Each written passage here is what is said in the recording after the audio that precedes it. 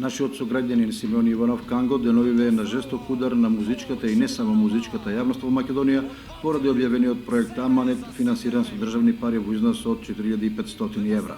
Всушност на Канго му се одобрени два музички проекта со вкупна поддршка од 9000 евра во рамките на програмата за поттикнување на развојот на домашната народна и забавна музика, од кој првиот е реализиран, а песната и спотот се објавени. На вториот нема да се чека многу, бидејќи Канго веќе го подготвува за реализација. Јавноста е во очекување што во негов стил ќе им спакува популарниот рокер и дали новиот проект ќе се подпира на досегашниот музички материјал кој помалку или повеќе им е познат. Одговарајќи на новинарски прашања, кочанската жива рок легенда потенцира дека субвенцијата од државата практично му ја спасила безмалку 5-децениската музичка кариера и неговите дела.